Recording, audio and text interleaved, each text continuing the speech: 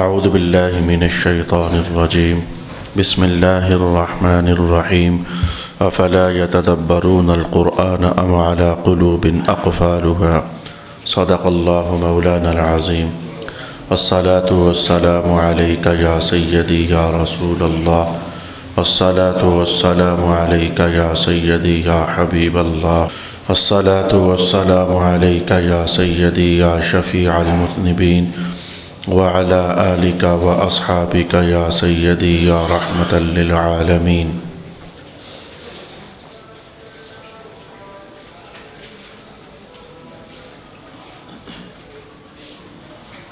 تو کیا وہ قرآن حکیم میں غور و فکر نہیں کرتے یا ان کے دلوں پر قفل پڑے ہوئے ہیں؟ صدق اللہ مولانا العظیم۔ اللہ رب العالمین کا فضل سورہ محمد کی ایک اور آیہ بینہ کی تلاوت نصیب ہوئی ہے، جس میں تسلسل کے ساتھ تو منافقین کا حوالہ چل رہا ہے۔ جہاد کی آیات اترنے سے پہلے بڑے زور و شور کے ساتھ تقاضے کرتے تھے، جوش کا اظہار کرتے تھے کہ اگر جہاد کے لیے ہمیں اجازت دے دی جائے تو ہم بھی مسلمانوں کے ساتھ رسول پاک علیہ السلام کی نوکری میں کافروں کے ساتھ لڑائی کریں اور ان نافرمانوں اور ناہنجاروں کو تہہ تیغ کریں۔ آیات اتر آئیں، بدل گئے، دل کی کیفیت سامنے آ گئی، موت کی غشی جیسے طاری ہونے لگ جاتی ہے، یہ کیفیت ان کے چہروں پر دکھنے لگ گئی، اس طرح کی باتیں کرنے لگ گئے۔ اگر ہم قتال کریں گے جہاد تو صلہ رحمی ٹوٹ جائے گی، قطع رحمی لازم آئے گی، مکہ والے آخر بیگانے تو نہیں ہیں، ہمارے ہی اپنے رشتہ دار ہیں، فساد لازم آئے گا، خون ریزیاں ہوں گی، اس طرح کی بہانے بازیاں انہوں نے کی۔ رب کائنات نے ان پر اظہار غضب فرمایا اور فرمایا کہ اولئک الذین لعنہم اللہ، یہ جو منافق لوگ ہیں ان پر اللہ تعالیٰ کی لعنت ہے۔ گزشتہ نشست میں ہم نے وہ لوگ جان چاہے تھے قرآن حکیم میں اور حدیث پاک میں کن کن لوگوں کو اللہ تعالیٰ کی لعنت کا حقدار قرار دیا گیا، یہ گزشتہ نشست کی کہانی تھی، اور ان کو اللہ تعالیٰ نے اندھا بہرا کر دیا ہوا ہے۔ مزید مولا کائنات نے انہی منافقین کی طرف رخ خطاب کرتے ہوئے فرمایا کہ کیا یہ غور و فکر نہیں کرتے ہیں قرآن حکیم میں، یا ان کے دلوں پر تالے پڑے ہوئے ہیں؟ ان منافقین کو بنیادی طور پر کہا گیا کیا غور و فکر نہیں کرتے ہیں، لیکن اصول تفسیر کے ضابطوں میں سے ایک ضابطہ یاد رکھنے والا ہوتا ہے۔ شان نزول کسی بھی آیت کا کسی ایک بندے کے لیے ہو، لیکن حکم اس کا پوری امت کے لیے ہوتا ہے۔ یوں نہیں ہوتا ہے کہ ایک آیت جس بندے کے لیے نازل ہوئی ہے تو اس میں جو حکم بیان کیا گیا صرف اسی بندے کے لیے ہوتا ہے۔ جی نہیں، قرآن حکیم آفاق عالم کی کتاب ہے، قرآن حکیم تمام مسلمانوں کی بھی کتاب ہے، اور قرآن حکیم تمام کافروں کے لیے بھی کتاب ہے، تو اس کے حکم جو ہے وہ سب کے لیے ہوتے ہیں۔ بنیادی طور پر اگرچہ یہ بات منافقین کے بارے میں کہی جا رہی ہے کہ ان کے دلوں پر تالے پڑے ہوئے ہیں، یہ غور و فکر نہیں کرتے، لیکن اس کا حکم جو ہے میرے لیے بھی ہے اور آپ سب کے لیے ہے، اور قیامت تک آنے والے جتنے بھی انسان ہیں ان سب کے لیے ہے کہ قرآن حکیم کے نزول کے مقاصد باہر کے رب کائنات نے خود متعین فرمائے ہیں۔ ان میں سے ایک تو یہی ہے افلا یتدبرون القرآن، کیا قرآن میں غور و فکر نہیں کرتے ہیں؟ اچھا، میں کہتا ہوں کہ قرآن حکیم کے نزول کے مقاصد میں سے جو اعظم ترین مقصد ہے جس کی خاطر نبیوں کے مبعوث کرنے کا تسلسل قائم کیا جاتا ہے وہ یہی ہے قرآن پاک میں غور و فکر کیا جائے۔ منافقین کے لیے جتنا قرآن اس زمانے میں نازل ہو چکا تھا غور و فکر کرنے کے لیے کافی اور شافی تھا۔ گزشتہ اقوام کے حالات جاننا، نبیوں کے ساتھ دینے والوں کے لیے کتنی مدد اترتی ہے، اس بات سے یہ آیات بینات سے رہنمائی نہیں لے سکتے ہیں۔ گزشتہ نبیوں کے ساتھ جس قوم نے جو الٹی سیدھی حرکت کی ہے انہیں کن خمیازوں کو بھگتنا پڑا ہے اور کن نقصانات کا سامنا کرنا پڑا ہے، کیا قرآن ان کے سامنے نہیں ہے؟ ان کو سمجھ نہیں آتی ہے کہ نبی کے ساتھ چلنے والا کبھی نامراد نہیں ہوتا اور ناکام نہیں ہوتا، اور نبی سے ہٹ جانے والا کبھی کامیاب نہیں ہوتا اور کبھی بامراد نہیں ہوتا۔ بہرکیف بنیادی طور پر تو منافقین کو سمجھایا جا رہا تھا۔ تاریخی پس منظر جان لینے کے بعد اور اس آیت کا تاریخی تسلسل کے ساتھ کس قوم کے ساتھ تعلق بنتا ہے یہ جان لینے کے بعد بہرکیف آج میں آپ کے لیے چند آیات بینات کا گلدستہ لے کر آیا ہوں کہ کیا قرآن صرف تلاوت کی کتاب ہے؟ کیا قرآن صرف مشکل بن جائے تو کسی آیت کو وظیفہ بنا کر بار بار تکرار کیا جائے تاکہ مشکل آسان ہو جائے؟ کیا قرآن صرف اس مقصد کے لیے ہے؟ کیا قرآن صرف بچپن میں ناظرہ کی صورت میں پڑھ لیا تو کیا اس مقصد کے لیے ہے؟ یا قرآن حکیم اور بھی بڑے مقاصد بیان کرتا ہے؟ تو میرے پیارے دوستو، حاصل کلام کے طور پر ایک بات ابھی میں آپ کے لیے عرض کر دیتا ہوں، اور ایک بار جب بہت ساری آیات بینات میں آپ کو بتا چکوں گا تو پھر اس کے بعد ہم دیکھ لیں گے نتائج کے طور پر کہ آج کی نشست میں ہم نے کیا رہنمائی حاصل کی ہے قرآن حکیم سے۔ تو جان لینا چاہیے قرآن حکیم تلاوت کی کتاب ہے، لیکن صرف تلاوت کی نہیں۔ قرآن حکیم حفظ کے لیے کتاب ہے، لیکن صرف حفظ کے لیے نہیں۔ قرآن حکیم ترجمہ کے ساتھ پڑھ لیا جائے یہ مقصد بھی رکھتا ہے، لیکن صرف ترجمے تک نہیں۔ قرآن حکیم اس سے آگے بہت سارے مقاصد رکھتا ہے۔ جب قرآن پاک سب کا ہوا تو آپ کو جانا چاہیے انسانی ضرورتیں بے شمار ہیں، انسانی مزاج بے شمار ہیں۔ کوئی کسی بھی ضرورت کو لے کر قرآن کے سامنے آ بیٹھے، باہر کا قرآن اس کے لیے روشنیاں اپنے اندر رکھتا ہے۔ میں کہتا ہوں کہ طبیبوں نے بھی، حکیموں نے بھی قرآن حکیم سے استفادے کیے ہیں۔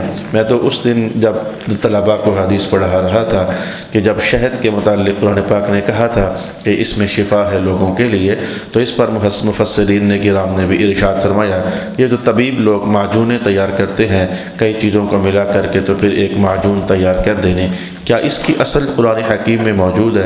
انہوں نے کہا کہ شہد سے بڑھ کر زبردست معجون اور کون سی ہو سکتی ہے؟ اس میں گلاب بھی ہے، اس میں چمپا بھی ہے، اس میں موتیا بھی ہے، اس میں مختلف قسم کے پھل بھی ہیں۔ میں نے ایک اشارہ کرنا چاہا کہ قرآن حکیم سے حکیموں نے اپنے فائدے نکالے ہیں، ڈاکٹرز نے اپنے فائدے نکالے ہیں، مقننین جو قانون دان ہوتے ہیں قرآن حکیم وہ پڑھتے ہیں تو وہ اپنے مقاصد کے لیے پڑھتے ہیں، وکیل لوگ قرآن پڑھتے ہیں تو ان کے اپنے مقاصد ہوتے ہیں۔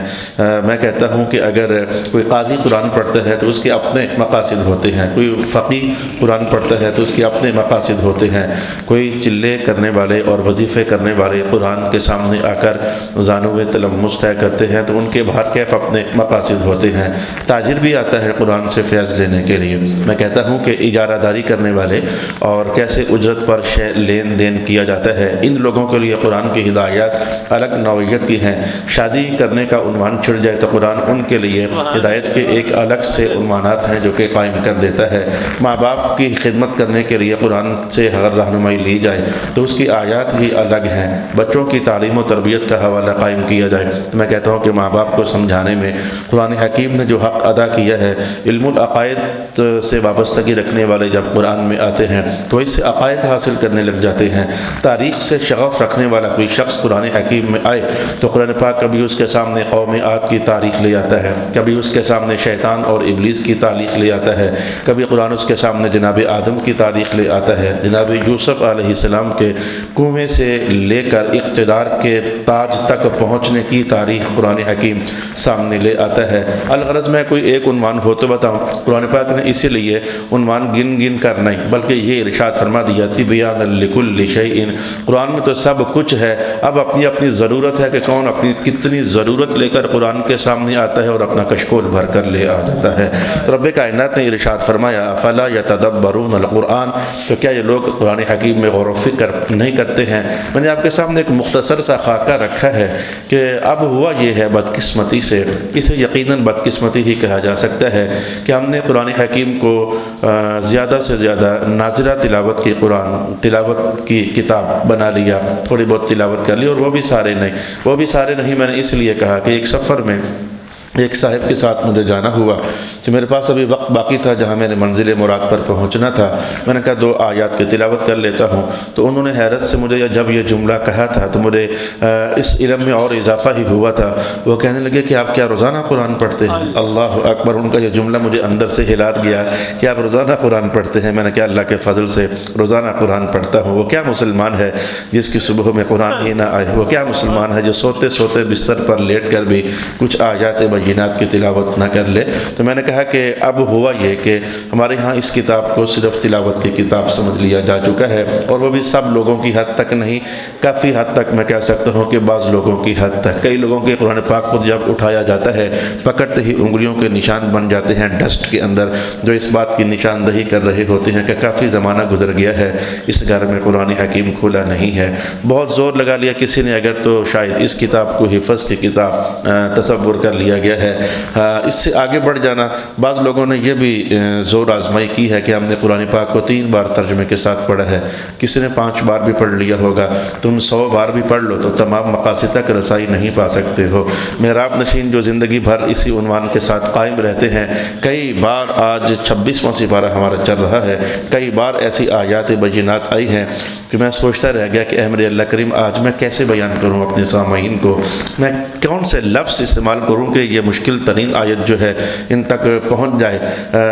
डरते डरते शुरू भी किया, कहीं किसी हद तक कामयाबी अल्लाह ने दी भी दी होगी, नहीं भी दी होगी, कोई बात मैं कभी समझाने में कामयाब हुआ भी होऊंगा, कभी नहीं भी हुआ होऊंगा, ये सारी कहानियाँ हैं। लेकिन आए ज़रा हम देखते हैं कि रब्बे कायनात ने जो कहा है अफला यतदब्बरून अल-कुरान, इन्हें वैसे तदब्बुर भी करना चाहिए। तदब्बुर का ताल्लुक समझने के साथ है, तदब्बुर का ताल्लुक गौर फ़िक्र का ताल्लुक इसकी तफसीरी मराहिल पढ़ने के साथ है। ख़ुद पढ़ना मुश्किल है आप लोगों के लिए, मैं जानता हूँ। बाज़ अहबाब ज़ौक़ हैं जो तर्जुमे से आगे मुतजाविज़ हो करके तो तफसीरी आरा भी मुफस्सिरीन की पढ़ लेते हैं, लेकिन सारे नहीं हो तो कम से कम इतना तो कर सकते हो कि जो लोग कुरान हकीम को समझ कर लेकर आते हैं तुम्हारे पास मसाजिद में, जुम्मों के खुतबों में, जहाँ जहाँ जुमा पढ़ते हो, तो कम से कम इतना तो कर सकते हो कि उनके पास जाकर बैठ ही सकते हो और फ़िक्र के साथ उनकी बातें सुन ही सकते हो। लेकिन बाहर के जहन से ये बात निकाल दें आज कम अज़ कम कि कुरान सिर्फ तिलावत की किताब ही नहीं है, कुरान सिर्फ हिफ़्ज़ की किताब नहीं है, बल्कि रब्बे कायनात ने कहा यह गौर फ़िक्र की किताब है। और ज़रा थोड़ा सा गौर फ़िक्र करते हैं। कुरान पाक की वो आयात में आपके सामने पढ़ता हूँ कि जिनमें क्या क्या मकासद रखे गए हैं। मैं अर्ज़ करना चाहूँगा कुरान को सुनना भी चाहिए, ये भी कुरान पाक के मकासद में से एक मकसद है, कुरान पाक को सुनना भी चाहिए। रब्बे कायनात ने इरशाद फरमाया इज़ा क़ुरिअल क़ुरआनु फ़स्तमिऊ लहू व अंसितू लअल्लकुम तुरहमून। जब कुरान पढ़ने वाला कुरान पढ़ रहा होता है तो इसको गौर के साथ सुना भी तो करो। तो कुरान पाक को सुनना भी ये बाकायदा मकासद है, कुरान में से एक मकसद है। यहाँ एक ख़ता कहीं ना कहीं हमसे हुई है कि दुकानों पर सुबह सुबह तिलावत लगाने के बाद हम अपने मसरूफ़ियात में मशगूल हो जाते हैं, बातें भी करते हैं, आने जाने वाले से गपशप भी लगाते हैं, हालांकि अल्लाह का हुक्म ये उतर रहा होता है। ये है गौर फ़िक्र करना कि हमें चलना कहाँ, क्या कैसे चलना है। तो तिलावत लगा कर बातें करना, तिलावत लगा करके तो अपने दूसरे मकासद में यूँ उलझ जाना कि तिलावत का सुनना ही ख़त्म हो जाए, ये तो नाफरमानी हो रही है। ये कौन सी बरकत आप हासिल कर रहे हैं। तो जब तिलावत कोई करे या तिलावत खुद करो, जब खुद करोगे तो फिर तो पढ़ना पड़ेगा, कोई और करे तो फिर उसको उधर लगा करके तो चले जाना, ये अल्लाह के हुक्म की नाफरमानी है, फिर सुनना पड़ेगा। जब कुरान पढ़ा जाए तो फिर उसको सुना करो। ये है गौर फ़िक्र कुरान हकीम में कि वो कैसेट लगा करके तो आएँ बाएँ दाएँ हो जाना। ये कोई चलो मैं ये ना भी कहूँ डरता हूँ अल्लाह करीम से, मैं चलो जी ये जुमला नहीं बोलता, ये कोई खैर नहीं कमा रहे हो, लेकिन मैं ये तो कह सकता हूँ ना कि कहीं ना कहीं अल्लाह को नाराज़ कर रहे हो, क्योंकि वो मकसद ही तुमने खो दिया है कि कुरान पाक को सुनना जब तिलावत हो तो बाकायदा मकासद में से एक मकसद है। मैं कहता हूँ कि रब्बे कायनात ने इरशाद फरमाया इन्ना हादल कुरान यहदी लिल्लती हिय अक़वम। यह कुरान जो हिदायत देता है ये अक़वम, ये सबसे कवी हिदायत होता है और ये बड़ी मजबूत किस्म की हिदायत देता है। जिसको मिल गई, जिसको संजीदगी से कुरान समझना समझाना मिल गया, वो जो हिदायत पाता है वो अल्लाह ताला की तरफ से ख़ास तोहफ़ा उसके नाम होता है। रब्बे कायनात ने तो कहा है वलक़द सर्रफ़ना फ़ी हाज़िल क़ुरआन लियज़क्करू, हमने जो कुरान में जो हुक्म इरशाद फरमाए हैं वो कोई एक स्टाइल से थोड़े इरशाद फरमाए हैं। नमाज ही है तो कोई एक बार हमने कहा है, रोज़ा है तो कोई एक बार हमने कहा है, स्टाइल बदल बदल कर कहा है, अंदाज बदल बदल कर कहा। सर्रफ़ना मुख्तलिफ़ रंगों में, मुख्तलिफ़ लहजों में, मुख्तलिफ़ अल्फाज में, मुख्तलिफ़ तरकीबों के अंदर हमने लोगों को अहकाम समझाए हैं। वजह उसकी यही होती है कि असल में इंसानों के मिजाज अलग अलग हैं, इंसानों की सोचें अलग अलग हैं। गर्म मिजाज है तो उसको कुरान पाक ने नमाज के साथ दोज़ख का हवाला दिया है, नहीं तो फिर देखना ऐसा है जो सख्त मिजाज रखने वाले लोग होते हैं, जो नरम मिजाज वाले होते हैं, उनको कुरान पाक ने कह दिया नमाज पढ़ोगे सोने हो जन्नत अता कर दी जाएगी। वह मिजाज के हिसाब से رب کائنات نے قرآن کے لہجے بدل بدل کر کہا وَلَقَدْ صَرَّفْنَا فِي هَذَا الْقُرْآنِ، تم جس بھی مزاج کی ہو تم کہہ ہی نہیں سکتے ہو ہم قرآن کے سامنے آئے تھے سمجھنے کے لیے، لیکن ہمیں تو سمجھ ہی نہیں آئی ہے۔ پھر اس پر مزید طرفہ رحمت یہ ہے کہ رب کائنات نے کہا وَلَقَدْ يَسَّرْنَا الْقُرْآنَ لِلذِّكْرِ فَهَلْ مِن مُدَّكِرٍ، تم سیکھنے والے بنو سہولتیں ہم خود پیدا کر دیں گے، آسانیاں ہم پیدا کر دیں گے۔ یہ معنی نہیں ہے کہ ہمیں خود سمجھ آ جائے گا، یہ معنی نہیں ہے، ہم آسانی پیدا کر دیں گے۔ وہ آسانی یہی تو ہے کہ قرآن سمجھانے والے مفسر اللہ نے پیدا فرما دی ہے، قرآن سمجھانے والے علماء اللہ نے پیدا کر دیے۔ تم تو یہ بھی نہیں کہہ سکتے ہو کہ ہمیں قرآن سمجھنے کا موقع نہیں ملا، مشکل تھا۔ مشکل ہے، کوئی شک نہیں ہے، لیکن کیا اس مشکل کا حل رب کائنات نے ارشاد نہیں فرمایا؟ عجیب تر بات یہ ہے، میں آج گن کر نہیں آ سکا، توجہ نہیں ہوئی، لیکن آج اس یہاں بیٹھ کر کے توجہ ہو رہی ہے۔ ایک ہی صورت میں رب کائنات نے کتنی بار کہہ دیا وَلَقَدْ يَسَّرْنَا الْقُرْآنَ لِلذِّكْرِ فَهَلْ مِن مُدَّكِرٍ وَلَقَدْ يَسَّرْنَا الْقُرْآنَ لِلذِّكْرِ فَهَلْ مِن مُدَّكِرٍ، یہ ایک ہی صورت کے اندر سورہ قمر کے اندر رب کائنات نے کتنی بار فرما دیا ہے کہ قرآن سیکھنے والا ہم نے تو اسے آسان کر دیا ہوا ہے کہ قرآن سیکھنے والا ہم نے تو اسے آسان کر دیا ہوا ہے۔ پھر خاص کر کے قرآن کو سمجھنے کے لیے رسول پاک علیہ السلام کی طرف سے جو تفسیری اقوال ہیں کہ آیت یہ ہے اور حضور خود فرماتے معنی اس کا یہ ہے، آیت یہ ہے اور معنی اس کا یہ ہے، آیت یہ ہے، جس تفسیر کو تفسیر بالمعصور کہا جاتا ہے کہ آیات کی وہ تفسیر کون سی ہے جو خود حضور نے ارشاد فرمائی ہے، تو اس کا حوالہ تو قرآن پاک نے یوں کہہ دیا فَإِنَّمَا يَسَّرْنَاهُ بِلِسَانِكَ، قرآن جتنا بھی مشکل تھا محبوب جب آپ کے لبوں سے چھو کر جاتا ہے تو ہم اس میں اور آسانی پیدا فرما دیتے ہیں۔ بلسانک کے الفاظ ہیں قرآن حکیم میں، انما یسرناہ بلسانک، آپ کی زبان اقدس پر اس قرآن کو ہم نے اور آسان کر دیا ہے۔ تو تفسیر بالمعصور پڑھو کہ کہاں کہاں کس جملے کا کیا معنی حضور نے ارشاد کیا ہے، یقین جانے کو کچھ مشکل باقی رہتی نہیں ہے۔ مقاصد قرآن تک میں ذرا مزید آپ کو آگے لے کر جاؤں گا۔ رب کائنات نے ارشاد فرمایا وَنُنَزِّلُ مِنَ الْقُرْآنِ مَا هُوَ شِفَاءٌ وَرَحْمَةٌ لِّلْمُؤْمِنِينَ، ایمان والوں قرآن ہم نے نازل ہی اس لیے کیا ہے تاکہ تمہارے دردوں کے لیے شفا بن جائے اور تمہارے دکھوں کے لیے رحمت بن جائے۔ تو قرآن صرف تلاوت کی کتاب تو نہ ہوئی نا، یہ دردوں کا مداوا بھی ہے، یہ شفاء للناس بھی ہے، اس کے اندر لوگوں کے لیے رحمت بھی ہے۔ اگر میں ایک اگلی آیت پڑھ دوں تو اس میں رب کائنات نے کہا مبارکن، اس میں تو لوگوں کے لیے برکت بھی ہے۔ قرآن ہی تو کتاب ہے، اسے کسی بھی جہت سے اس کے قریب ہو جاؤ یقین جانو کہ محروم نہیں ہوگے۔ قرآن کو پیار سے دیکھنا بھی اجر ہے، یہ جناب عمر کا فتویٰ ہے، قرآن کو کھول کر دیکھ لینا، قرآن کو دیکھنا بھی اجر ہے، قرآن کو چھونا بھی اجر ہے، قرآن کو پڑھنا بھی اجر ہے، قرآن کو سننا بھی اجر ہے، قرآن کے مقاصد تک رسائی پانے کے لیے محنت کرنا بھی اجر ہے، قرآن کے زبریں زیریں سیدھی کرنا، تجویدیں ٹھیک کرنا، اس پر بھی اجر ہے۔ میں کہتا ہوں قرآن سکھانے پر بھی اجر ہے۔ قرآن ہی تو ایک ایسی کتاب ہے جس کو لکھ کر کے کہیں میں کہتا ہوں کہ اپنے گلے میں ایک آیت کا ایک لفظ کا تعویذ بنا کر بھی ڈالو تو اللہ اس میں بھی فیصلہ عطا فرما دیتا ہے۔ جو قرآن ہی تو ہے، یہ کسی بھی صورت میں قرآن پاک کے ساتھ جڑنے والا محروم نہیں ہے۔ افلا یتدبرون القرآن، پھر مولا کائنات نے کہا کہ قیامت کو یہ تفسیری کلمات کچھ میں ساتھ جوڑ دیتا ہوں، قیامت کو تم نہیں کہہ سکتے ہو کہ ہمیں سمجھ نہیں آئی۔ مولا کائنات نے کہا وَلَقَدْ صَرَّفْنَا فِي هَذَا الْقُرْآنِ مِن كُلِّ مَثَلٍ، ہم نے قرآن میں ہر مثال دے کر تمہیں سمجھا دیا ہے، جتنے مزاج اتنی مثالیں ہم نے سمجھا دی ہیں۔ کیا علم الامثال قرآن میں رکھا نہیں ہے تاکہ جو جہاں کر کے جیسے مقناطیس ہوتا ہے اور بہت ساری دھاتوں میں سے جہاں لوہا نظر آ گیا نا اسے کھینچ ہی لیتا ہے، تو کہیں نہ کہیں کوئی مثال ایسی ہے جو تمہارے مزاج سے اٹیچ ہو رہی ہے۔ لیکن اے کاش تم پڑھتے تو صحیح، سیکھتے تو صحیح۔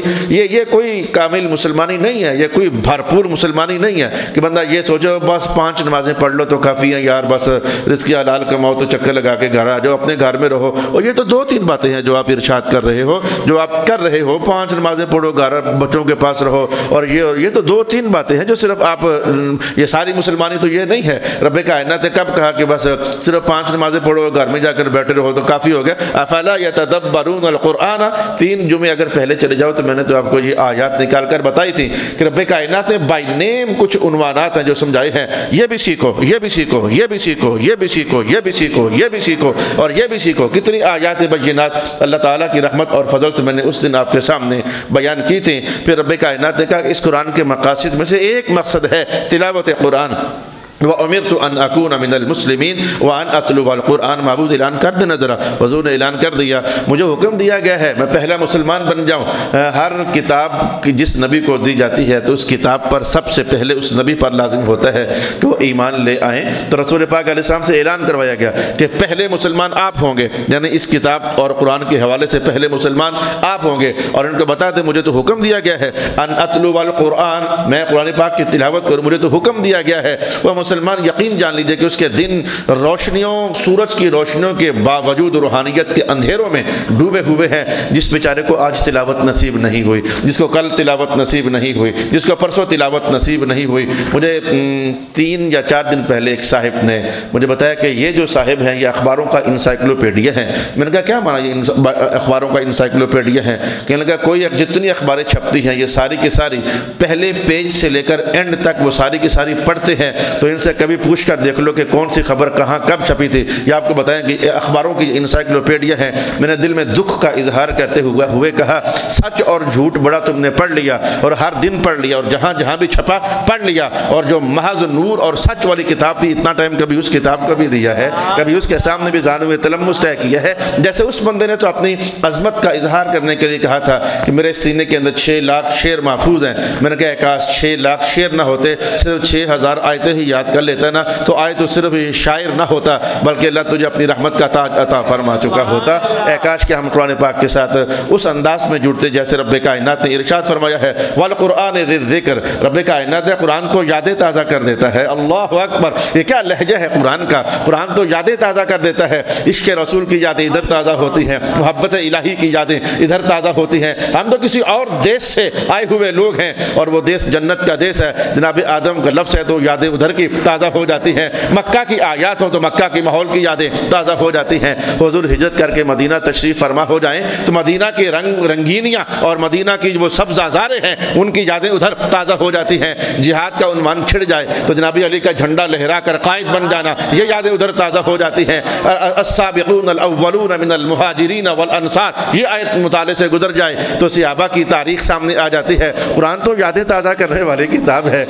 بات سمجھ نہیں آتی، کبھی کبھی کوئی شعر کبھی پڑھ لیتے ہو، جو کوئی روگی بندہ کوئی روگ والا عشق والا شعر پڑھے کہتا یار تو نے کیا بولا، مجھے کچھ یاد آ گیا۔ تمہیں کچھ یاد آتا ہے؟ قرآن کہتا ذرا ادھر آؤ، ادھر تمہیں بہت کچھ یاد آ جائے گا۔ اللہ کی انوار سے لے کر رسول اللہ کی رحمتوں تک تمہیں بہت کچھ یاد آ جائے گا۔ صاد والقرآن ذی الذکر، یہ قرآن تو یادیں تازہ کرنے والی کتاب ہے۔ افلا یتدبرون القرآن، کیا قرآن میں غور نہیں کرتے ہو؟ یہ تو یا دلوں پر قفل چڑھے ہوئے ہیں۔ ویسے میں رک کر کے بتا دوں تو میں نے تھوڑی دیر پہلے تمہیدی کلمات میں کہا تھا بنیادی طور پر تو یہ آیت نازل ہوئی تھی منافقین مدینہ کے لیے، تو قرآن میں غور نہ کرنا، قرآن کو سمجھنے کے لیے کشکول دراز نہ کرنا، اصل میں سمجھو سنو یہ منافقین کی علامت ہے۔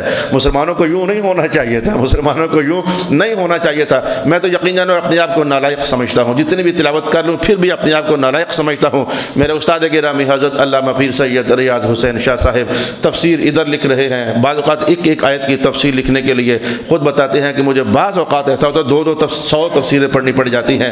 دورہ حدیث پڑھاتے ہیں، فنون پڑھاتے ہیں، لوگوں کے لیے ان کی خوشیوں غمیوں میں شریک ہوتے ہیں، درس قرآن دیتے ہیں، درس حدیث دیتے ہیں، لیکن پھر بھی کہتے ہیں کہ مجھے یاد نہیں پڑتا کہ کسی دن میں نے 10 سپاروں سے کم تلاوت کی ہو، مجھے یاد نہیں پڑتا کہ جس دن میں نے 10,000 سے کم درود و سلام پڑھا ہو۔ میں کہتا ہوں شاہ جی آپ کدھر ادھر پڑھ لیتے ہیں، ہم سے تو اتنا قبلہ عالم نہیں پڑھا جاتا ہے۔ لیکن بہر کیف جن کو لگاؤ ہو گیا، جن کو مستی چڑھ گئی، جن کو ذوق آ گیا، جو رحمت سے آشنائی پا گئے کہ اس کتاب کے ساتھ قریب رہنے ہی میں بھلا ہے، اس کتاب سے قریب رہنے ہی میں بھلا ہے، مصطفیٰ کریم علیہ السلام کی ذات سے قریب رہنے ہی میں بھلا ہے، وہ تو اپنے لیل و نہار میں کہیں نہ کہیں وقت نکال کر کے تو اس قرآن کو کہیں نہ کہیں سے کھنگال لیتے ہیں۔ اچھا میں آگے آپ کو لے کر جانا چاہوں گا، رب کائنات نے کہا ہاں قرآن پاک نے کہا قرآن تو وہ ہے، یہ نفر من الجن یستمعون القرآن، قرآن تو وہ کتاب ہے کہ حضور جب جہاں کہیں پڑھا کرتے تھے تو جن بھی چپکے چپکے آ کر حضور سے قرآن سنا کرتے تھے۔ قرآن تو سننے والی کتاب بھی ہے، قرآن تو پڑھنے والی کتاب بھی ہے، قرآن تو فکر کرنے والی کتاب بھی ہے، قرآن تو تدبر کرنے والی کتاب بھی ہے۔ پھر مولا کائنات نے ارشاد فرمایا، میں کہتا ہوں کہ قرآن تو درد والی کتاب بھی ہے، قرآن تو درد آشنا کر دینے والی کتاب بھی ہے۔ مولا کائنات نے کہا نہیں ہے قرآن کا فیض بہت زیادہ بڑی وزنی کتاب بھی ہے۔ یہ کدھر ہے؟ میں کئی بار تلاوت نماز میں کرتا ہوتا ہوں، لو انزلنا هذا القرآن على جبل لرأيته خاشعا متصدعا متصدعا من خشیت اللہ، اے قرآن اگر پہاڑوں پر نازل ہو جاتا تو چٹانیں خوف الہی سے ریزہ ریزہ ہو جاتی۔ میں کہتا ہوں کہ قرآن نے تو چٹانوں پر بھی اپنا اثر ظاہر کر دیا۔ اے مسلمان، کیا ہمارے دل چٹانوں سے بھی زیادہ سخت ہو گئے کہ ہمارے دلوں پر اثر نہ ہو؟ قرآن کی بیان ہے یہ چٹانوں پر بھی اترتا اگر ہم نازل کر دیتے تو دیکھتا اے قرآن پڑھنے والے، خاشعا متصدعا، یہ ریزہ ریزہ ہو جاتا من خشیت اللہ، جس کو آپ لینڈ سلائیڈنگ کہتے ہو۔ یہ آپ کی زبان میں لینڈ سلائیڈنگ ہے، لیکن پہلا سپارہ تو یہ کہتا ہے یہ جو پتھر گرے ہیں، زمین سرکی ہے، یہ اللہ یحبط من خشیت اللہ، ان پر آج اس وقت اللہ کی خوف اور خشیت اور ہیبت طاری ہوئی تھی اس کی قدرت کی، تو اس لیے لرز کر کے تو زمین سرک کر چٹانیں نیچے آ گئی ہے۔ قرآن تو فلسفہ ہی کوئی اور بیان کرتا ہے۔ اگر ہم صاحب ایمان ہو کر بھی قرآن سے قریب ہو کر یہ خوف اور خشیت کا فیض نہ پا سکیں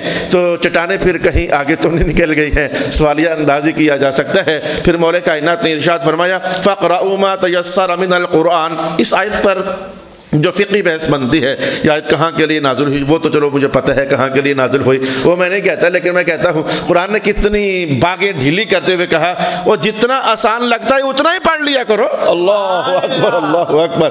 اس لیے میرے استاد گرامی شاہ صاحب قبلہ فرمایا کرتے تھے نہیں 2 سپارے پڑھ سکتے سپارہ ہی پڑھ لو، نہیں سپارہ پڑھ سکتے آدھا ہی پڑھ لو، آدھا سپارہ نہیں پڑھ سکتے پاؤ ہی پڑھ لو، پاؤ بھی نہیں پڑھ سکتے 2 ورقے ہی پڑھ لو، 2 ورقے نہیں پڑھ سکتے 2 آیتیں ہی پڑھ لو، حاضری لگواؤ تو صحیح مولا ہم تیری طرف آنے والے ہیں۔ رب کائنات بالکل، میں اس کو کیا کہوں کہ جتنا آسان لگتا ہے اتنا ہی پڑھو، بالکل خالی رہ جانا کوئی دن جو ہماری زندگی میں ہے کہ بالکل ہی خالی رہ جانا، کم از کم مسلمان کی شکل، مسلمان کی تصویر جو ہے وہ ایمان یہ نہیں بتاتا ہے۔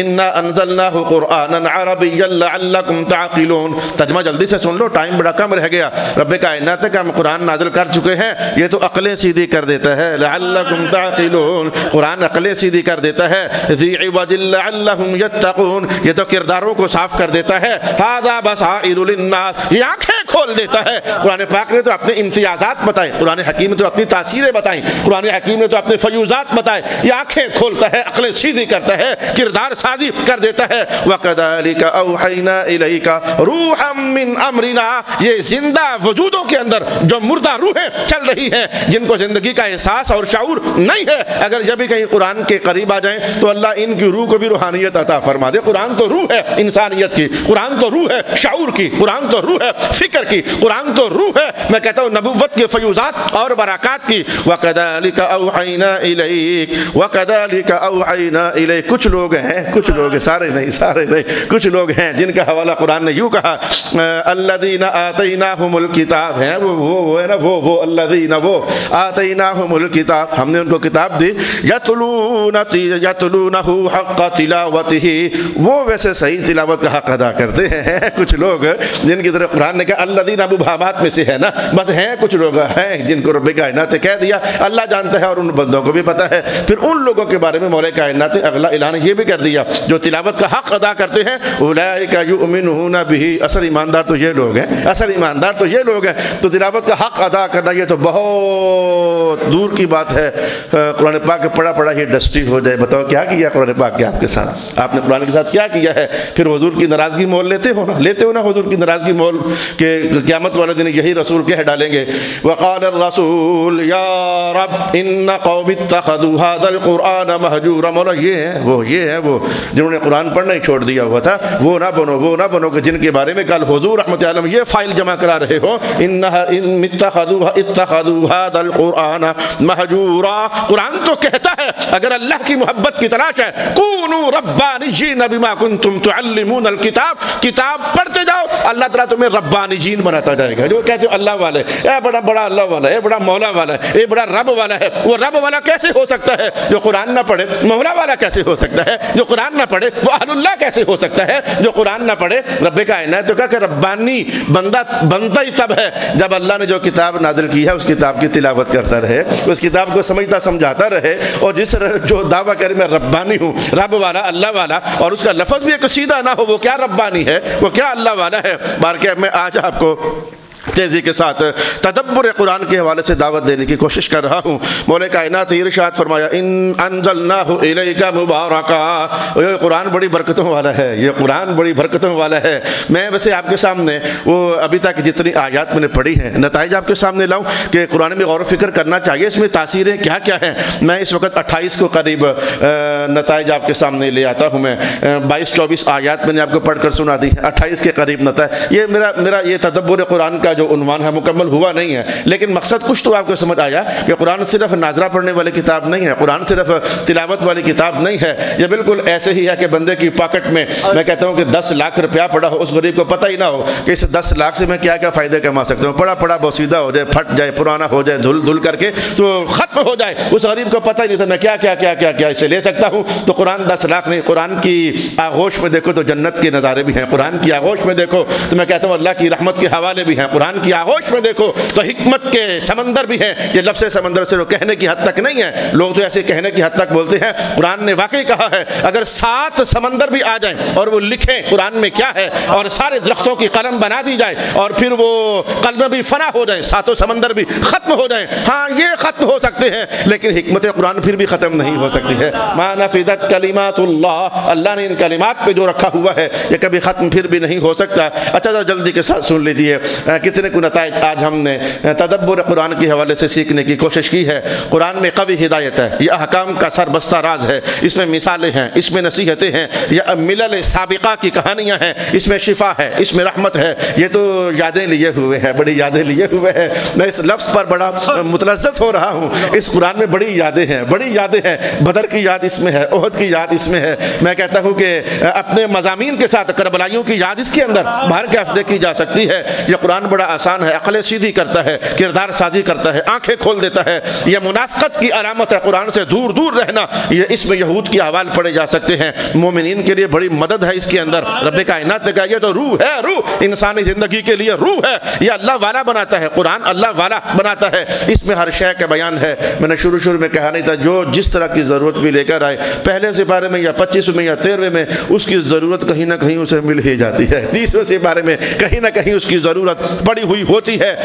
قرآن جو ہے تو یہ قرآن تو اندھیر میں وہ آیت نہیں پڑھی، ابھی ٹائم کم تھا، مولا کائنات نے کہا تم رہتے ہو اندھیروں میں، قرآن کے ساتھ جوڑو، لِيُخْرِجَكُم مِّنَ الظُّلُمَاتِ إِلَى النُّورِ، قرآن تمہیں اندھیروں سے نکال کر روشنیوں کے دیس میں کھڑا کر دے گا۔ قرآن تو روشنیاں دینے والی کتاب ہے، نور والی کتاب ہے، لیکن کوئی اس سے فیض مند ہو تو صحیح، کوئی اس کے ساتھ اس کو وقت دے تو صحیح۔ بولتے ہو جملے اور جی بس حالات ایسے ہو گئے جب تک دکان پر خود وقت نہ دو تو کمائیاں نہیں ہوتی ہیں۔ ہاں صحیح بولا ہے آپ نے، جب تک دکانوں پر کاروباروں پر خود وقت نہ ہو تو کمائیاں نہیں نہ ہوتی ہیں۔ سونے محمد مصطفیٰ کے قرآن کو جب تک وقت نہ ہو کمائیاں ادھر بھی نہیں ہوتی ہیں۔ جو کمائی کرنی ہے وقت تو دینا پڑے گا، جو کمائی کرنی ہے وقت تو پھر دینا پڑے گا۔ راتوں میں کہیں نہ کہیں سونے سے پہلے قرآن کھول کر گٹھے لگ کر بیٹھنا پڑے گا، گاڑیوں میں بیٹھو تو وہاں تلاوتیں کرنی پڑیں گی، دکانوں پر جاؤ تو تلاوتیں کرنی پڑیں گی، پھر وقت تو دینا پڑے گا، کمائیاں ہوتی ہی تب ہیں۔ قرآن تو بتا دیتا ہے مصیبت دینے والا کون ہے اور مصیبت کا حل کس کے پاس ہے۔ قرآن تو بتا دیتا ہے مرض دینے والا کون ہے اور اس کا علاج کون عطا فرمانے والا ہے۔ قرآن تو بتا دیتا ہے عزتیں کدھر سے اترتی ہیں اور ذلتیں کدھر سے اترتی ہیں۔ قرآن تو بتا دیتا ہے عزت ملتی کسے ہے، اکرمکم عند اللہ اتقاکم، جو محمد مصطفیٰ کے جتنا زیادہ قریب ہو جاتا ہے۔ قرآن تو یہ ساری روشنیاں بندوں کو بتا دیتا ہے، غمیاں کون دیتا ہے، خوشیاں کون دیتا ہے، زندگی کس کے ہاتھ میں ہے، موت کس کے ہاتھ میں ہے، غالب کون ہوتا ہے، مغلوب کون ہوتا ہے، غلبہ دینے والا کون ہے اور مغلوب کرنے والا کون ہے۔ قرآن یہ ساری آنکھیں کھول دیتا ہے، قرآن کو سمجھ آ جاتی ہے۔ اللہ اکبر اللہ اکبر۔ میں بس اب آخر میں ایک قرآن پاک کی طرف سے ناراضگی کا اظہار ہے، وہ میں نے آخر میں بچا کے رکھا ہوا تھا۔ میں اٹھنے والا ہوں، آپ بھی اٹھنے والے ہیں نماز پڑھنے کے لیے، جیسی گزر گئی۔ آج اللہ کی باتیں سننے کے بعد دل میں کچھ سوچ لو کہ ہم نے بس ٹائم دینا ہے کچھ قرآن کو، سوچ لو، نہ سوچو گے تو میں پھر آیت پڑھنے لگا ہوں، پھر میں جو قرآن حکیم پر توجہ نہیں کرتے، اپنی ہی زندگی کے اندر مست ہے، جو بھی زندگی بنائی جس نے ادھر مست ہے، میں آیت پڑھنے لگا ہوں۔ پھر مجھ سے ناراض نہ ہونا مجھ سے ناراض، اللہ کی بات ہے، ترجمہ ہی کافی ہو جائے گا آپ کے لیے۔ پڑھنے لگا ہوں پھر آیت، اگر آپ نے اب کے بعد بھی اتنی نور والی باتیں سننے کے بعد بھی اندر تبدیلی لانے کی کوشش نہ کی، قرآن کو وقت دینے کا نہ سوچا، پھر پڑھنے لگا ہوں میں آیت۔ کتنی بار میں نے تنبیہ کر دی ہے، رب کائنات نے کہا ما لہم عن التذکرۃ معرضین، کیا ہوا ان کو، یہ قرآن سے منہ پھیرتے ہیں، ابھی وہ بات نہیں آئی، وہ اگلے الفاظ ہیں، ما لہم عن التذکرۃ معرضین، کیا ہوا ان کو، یہ قرآن سے منہ پھیرتے ہیں۔ جی مولا ہیں کچھ لوگ کأنہم حمر مستنفرہ، گدھے نہ ہوں تو کہیں کہ اللہ اکبر اللہ اکبر اللہ اکبر۔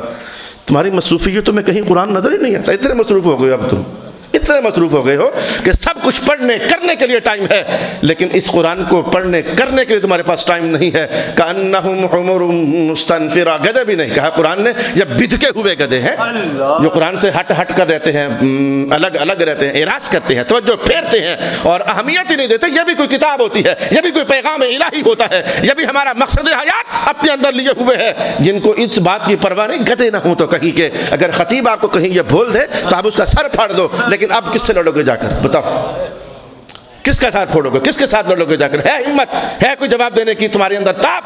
مولا کائنات نے کہا قرآن سے جڑو گے نور والے بن جاؤ گے، ہٹو گے تو گدھے گدھے ہو کر انسان پھر گدھوں والی زندگی ہی گزارو گے۔ ما لہم عن التذکرۃ معرضین۔ آج خیر سے ہماری گفتگو کا عنوان سورہ محمد میں یہ تھا، افلا یتدبرون القرآن ام علی قلوب اقفالها۔ یا جو آیت کا آخری جملہ تو اب توجہ میں آیا، اب توجہ میں آیا۔ جو توجہ نہیں کرتے، نہیں سیکھتے، تدبر نہیں کرتے، یا کہیں دلوں پر تالے تو نہیں پڑے ہوئے؟ اس کے بعد بھی نہ ڈرو گے تم۔ وہ آیت بہت یاد ہے ہمیں، کئی بار مطالعے سے گزری، ختم اللہ علی قلوبہم، ان کے دلوں پر اللہ نے مہر لگا دی۔ تو ادھر بھی تو سوچو نا، جو قرآن میں غور و فکر نہیں کرتے کہ رولا یہ تو نہیں کہ دلوں پر تالے پڑے ہوئے ہیں۔ ام علی قلوب اقفالها، میں تمہیں اتنا ہی کہیں کہہ دوں نا تو یقین جانو تم اتنا ہی لے کر چلے جاؤ تو بہت کافی ہو جائے گا، بہت کافی۔ حق ادا نہیں ہوگا لیکن بہت کافی ہو جائے گا۔ جتنا ٹائم اس فیس بک کو دیتے ہو آدھا قرآن کو دے دو، اس میں سے نکال دو۔ جتنا قرآن نیٹ کو دیتے ہو اس سے آدھا ٹائم نکال کر کاٹ کر قرآن کو دے دو، ٹھیک مہینے کے بعد تم اندھیروں سے نکل کر روشنیوں کے تازہ جہان میں کھڑے ہو چکے ہوگے۔ اللہ تعالیٰ میرا اور آپ کا حامی و ناصر، وآخر دعوانا الحمد للہ۔